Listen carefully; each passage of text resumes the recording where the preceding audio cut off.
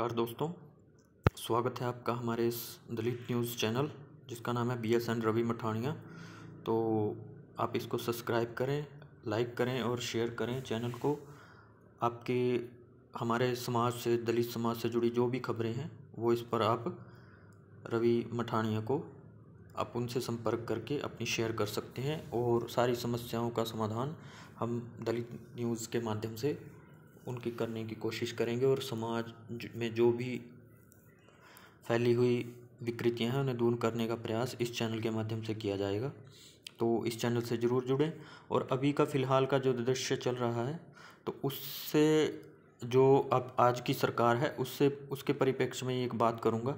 तो आज का जो टॉपिक है कि ब्राह्मण, क्षत्रिय, वैश्य और शूद्र जो हमारी पुरानी परंपरा थी, वर्ण व्यवस्था, उसके ऊपर बात करूँगा। तो जो सनातन धर्म में हमारे जो 4 जो वर्ण दिए गए हैं, ब्राह्मण, क्षत्रिय, वैश्य, शूद्र, तो हमें इन सब का मतलब अच्छे से जान लेना होगा कि बहुत से आज हिंदू धर्म के ऊपर बातें हो रही हैं, हम हिंदू हैं, तो हम हिंदुओं में कौन से वर्ण में आते हैं ये भी तो हमें पता होना चाहिए। तो अब मैं आपको बता देता हूँ कि कौन सा किस वर्ण में आएगा। तो अब ब्राह्मण को ले लेते हैं। ब्राह्मणों में जितने ब्राह्मण जो हैं वो ब्राह्मण कास्ट हो गई, ठीक है। एक तो वो हो गए क्षत्रिय जो राजपूत हैं, वो हो गए। तीसरा है वैश्य जिन्हें हम वैश्य बोलते हैं, जो अपना गुप्ता, अग्रवाल, ये बनिया समाज है जो, ये वैश्य हैं। और चौथे शूद्र। तो चौथे शूद्र हैं। उस शूद्रों में अब कितनी जातियां हैं? शूद्रों में हम जैसे अब मान लेते हैं दलित, चूड़े चमार, ये थोड़ी ना है। उसमें तो शीवर भी आएंगे, उसमें गडरिये भी आएंगे, उसमें हर तरह की जाति है, वाल्मीकि भी हैं। तो ये सारी जातियां, अब जाट भी उसमें है, शूद्र। तो और कई जातियां हैं, तो गुज्जर भी उसमें हैं, सारी जातियां शूद्र। अब इनके हिसाब से चलें, अगर ब्राह्मण समाज जो वर्ण व्यवस्था थी पुरानी हमारे भारत की, तो उस हिसाब से अगर चलें तो मैं इसका एग्जांपल दे रहा हूँ। ये वीडियो भी आप देख सकते हैं। इसमें बताया गया है कि ब्राह्मण, क्षत्रिय, वैश्य और शूद्र कौन है। तो शूद्र अब ये उनका मतलब बदलना चाहती हैं कि जो ज्ञान देता है वो ब्राह्मण है, जो रक्षा करते हैं वो क्षत्रिय हैं। अरे आज के टाइम में क्षत्रिय वहाँ फौज में जो हैं वो सभी जातियों के हैं, ठीक है। पर आप उसको लेके कभी कभी कह देते हो कि ये अपना क्षत्रिय हैं। तो ये हमारे समाज की एक जो पुरानी जो कुरीति है कि वो आज भी हमने देखा है, आज भी पूछते हैं तेरी जात क्या है। तो ये जो जातिवाद है ये बहुत बड़ी समस्या है। और अब हम इनकी वर्ण व्यवस्था के ऊपर बात कर रहे हैं, तो वर्ण व्यवस्था में भी इनके कुछ दिक्कतें हैं। अब जो OBC समाज है उसको हिंदू धर्म में मान लिया कि वो ऊपर है। असल में वो शूद्र की कैटेगरी में, अगर भारत में 3 जातियां ही प्रमुख हैं, 3 वर्ण ही प्रमुख हैं, ब्राह्मण, क्षत्रिय, वैश्य और चौथा है शूद्र।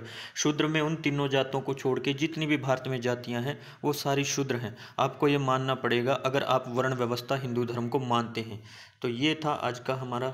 इस पर आप डिबेट देखें, टॉपिक देखें, बहुत सारे मिल जाएंगे। पुरानी धर्म ग्रंथों में भी देख के चल सकते हैं कि ये वर्ण व्यवस्था में शूद्र हम सबको बनाया गया है। जो जितनी भी ब्राह्मण, क्षत्रिय, वैश्य के अलावा जितनी भी जातियां हैं वो अब शूद्र की कैटेगरी में है। इसमें अपना जो ये यादव समाज है ये भी शूद्र है। तो अब हम और खुद मानते हैं, राम गोपाल यादव जी खुद भी मानते भी हैं, उन्होंने पार्लियामेंट में भी कहा है कि हम शूद्र, मतलब उन्होंने खुद को शूद्र ही माना है, ठीक है। तो इस तरह आप उनको देखें कि शूद्र है कौन वास्तव में।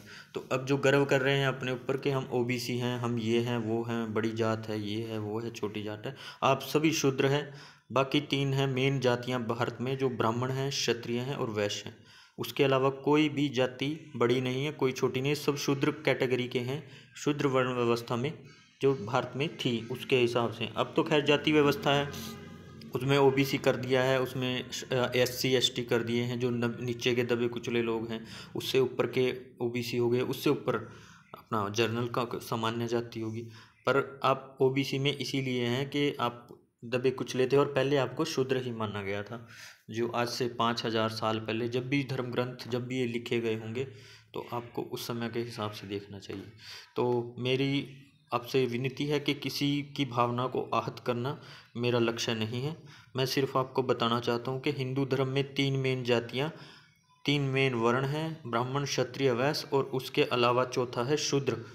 तो आप कौन सी कैटेगरी में आते हैं यह आपको सर्च करें और पढ़ें, आप फिर कमेंट करें और बताएं कि आप कौन सी कैटेगरी में।